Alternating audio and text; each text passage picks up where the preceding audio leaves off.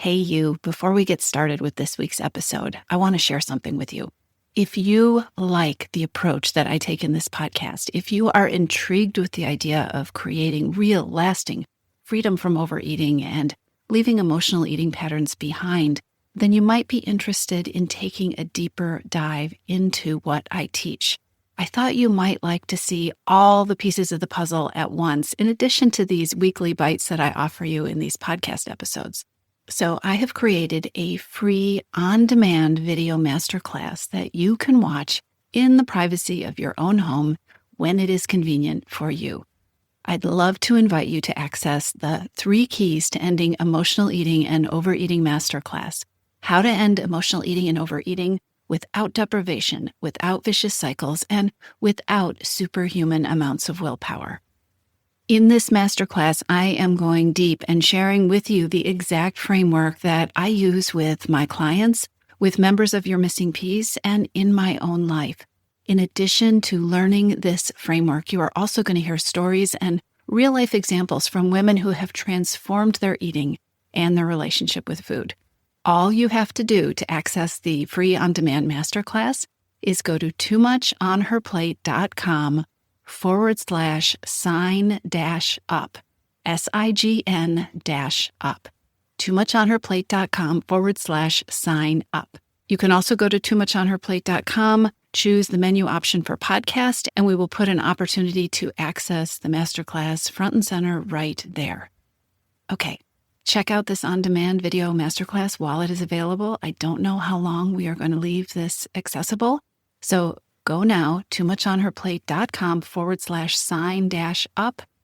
Sign up for the masterclass, and when you finish this episode, it will be waiting for you in your inbox. See you there.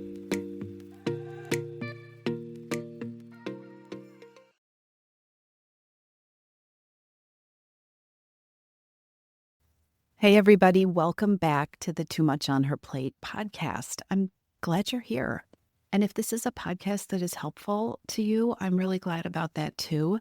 Listen, if you're not already following the podcast, can I make a recommendation that you take a second and make sure that you do that?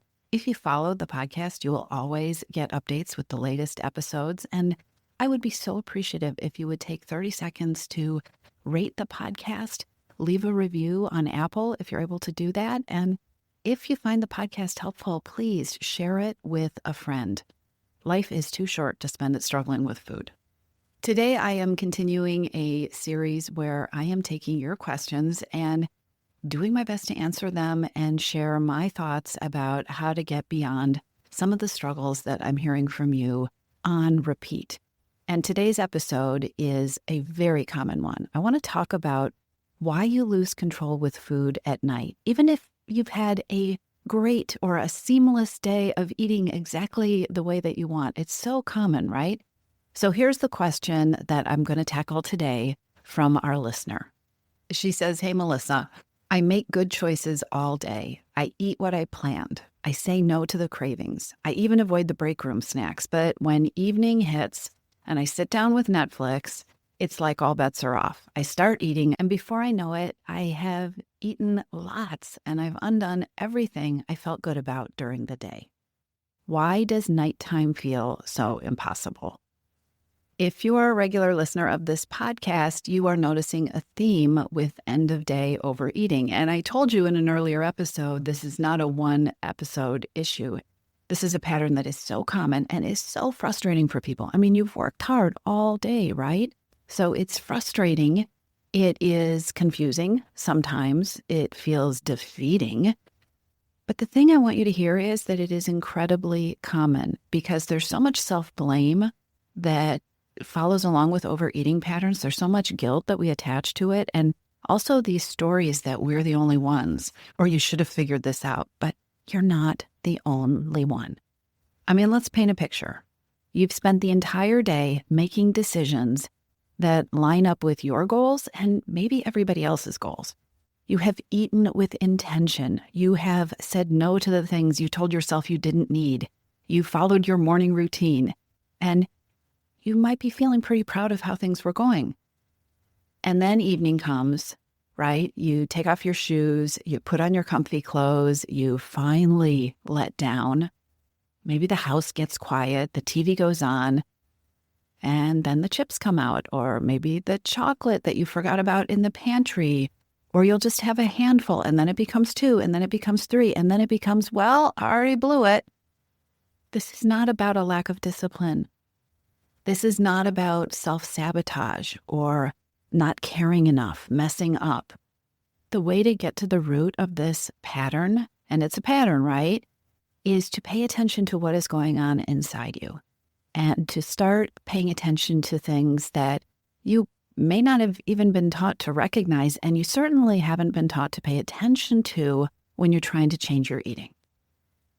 When you get to the end of the day and you finally get a chance to take a breath or even be present, your brain and your body might finally have one of their first opportunities to start processing everything that they have been holding, everything that they have been gathering, all the weight of the day.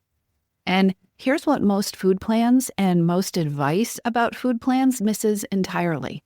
They tell you what to eat, but they don't tell you why nighttime is when it all unravels. They don't address the emotional load, the mental load that you've been carrying. And they don't talk about the cost that you are paying for pushing through all day without taking a pause. In fact, we live in a world that glorifies pushing through and multitasking and not taking a pause and being super efficient and super productive and all those things, right? So try this on for what might be happening at the end of the day. It might be that you have been in go, go, go mode all day. And now, after a day of you pushing everything you need down, you're finally saying, it's my turn. It is my turn. Maybe you have spent all day managing and showing up and holding it together, and now your brain or your body or your spirit wants something back. It is tired of restriction. Your rebel is saying, hold on, what about me?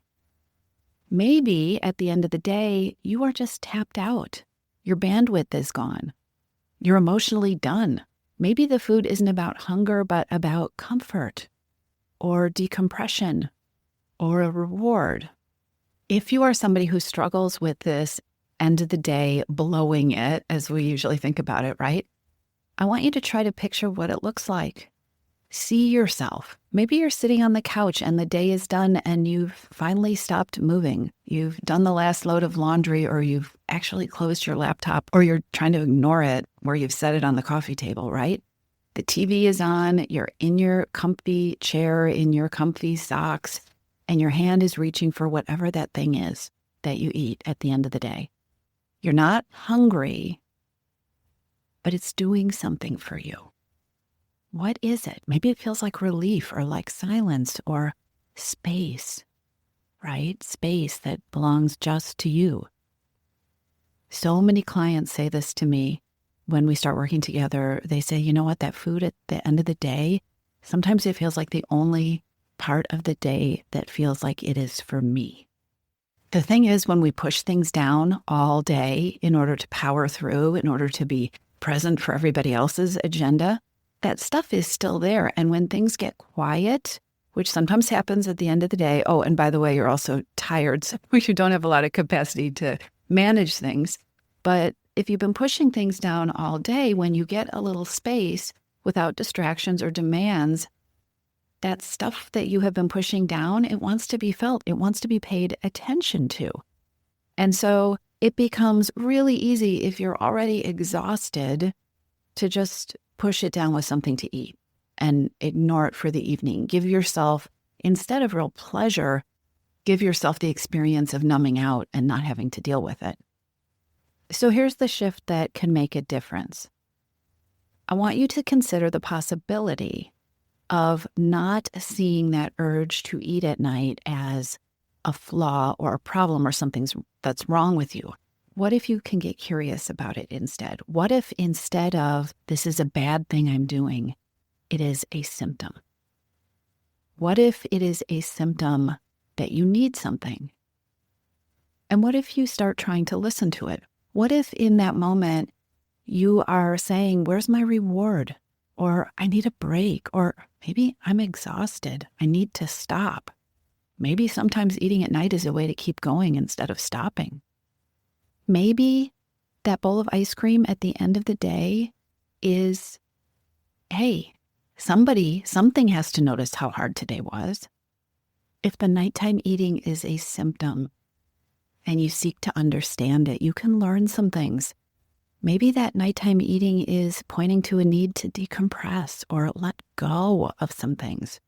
And maybe what would really hit the spot is 5 minutes listening to some soothing music or music that shifts your mood in some way, or just sitting in the dark and allowing yourself to think of, what am I proud of today? What went well?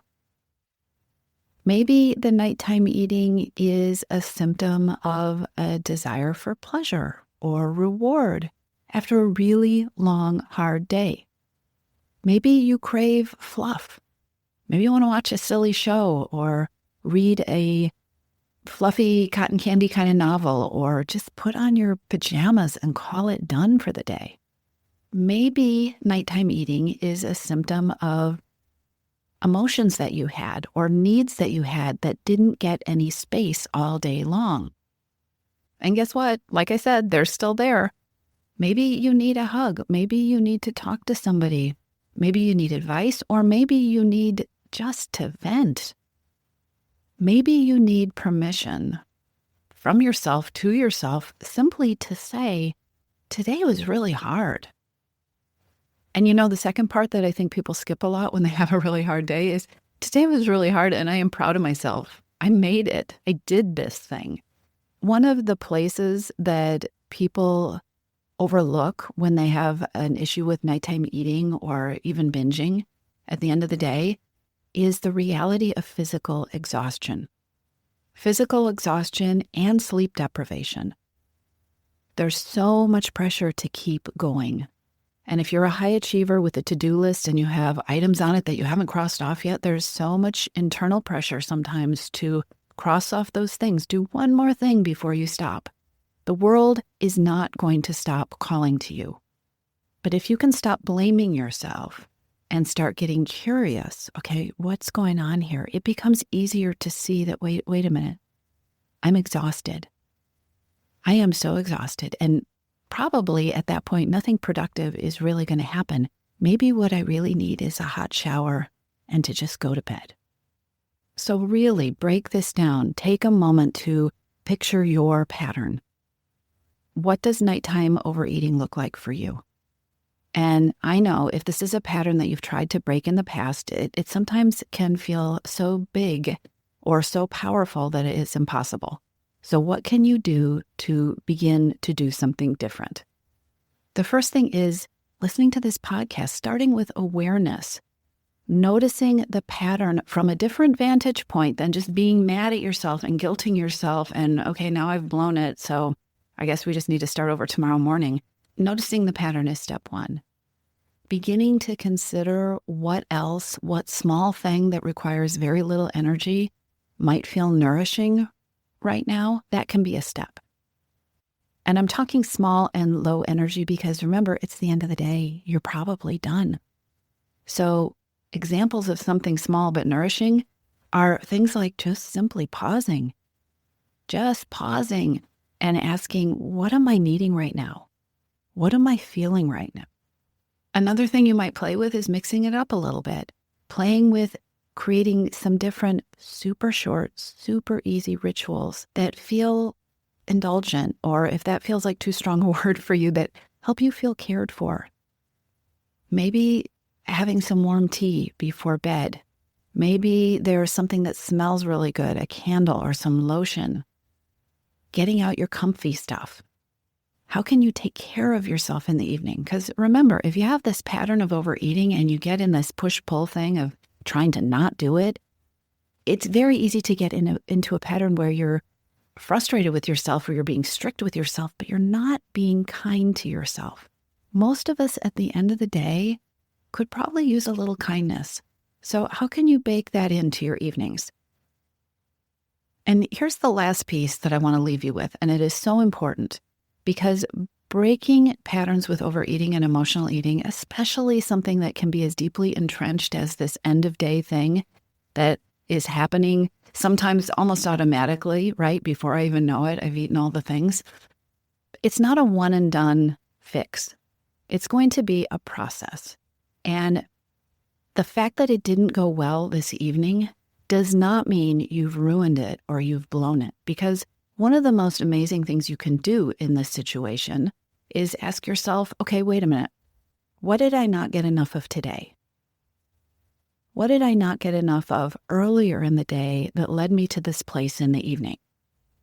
And then use what you come up with to start thinking about how you can set yourself up differently tomorrow. Are there ways you could build in little pieces of comfort or connection or pausing earlier in the day? Are there small, doable ways that you could start experimenting with not saving your needs for last when you don't have anything left to give?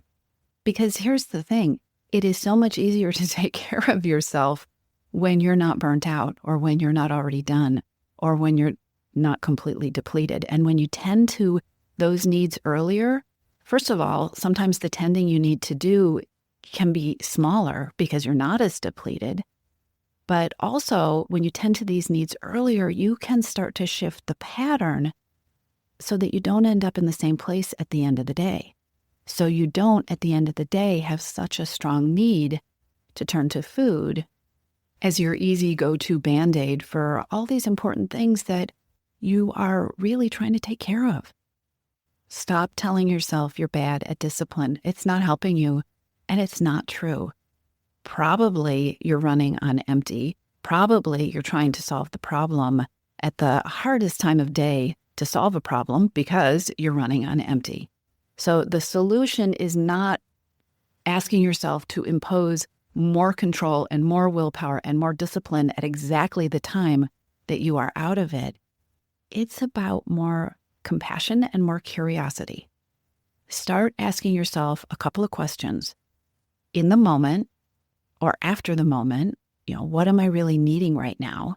Because by the way, just because you started a moment of eating doesn't mean it's all ruined. You can end it earlier than you used to.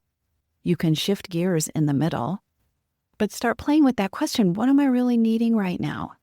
And then add on that second question. How could I give myself some of this earlier tomorrow? How can I take today and use it to give myself more of what I want tomorrow? This is where change begins. This is how you start to build a peaceful relationship with food and a better relationship with yourself. I'll talk to you soon. If you're ready to lose your overeating and emotional eating habits and you are ready to step into a relationship with food that fits you, one that doesn't rely on willpower and deprivation, then now is the time to join your missing piece. Enrollment is open and this is the perfect time to join me. Go to toomuchonherplate.com/freedom or just click on the link in the show notes. Your Missing Piece is the program where I show you step-by-step how to create freedom from overeating with a unique combination of psychologist-designed, personalized work with me, coaching, and smart strategy. You'll learn how to reclaim your power, ditch the diets, and create results that are built to last. Check it all out at toomuchonherplate.com/freedom, and I'll see you inside.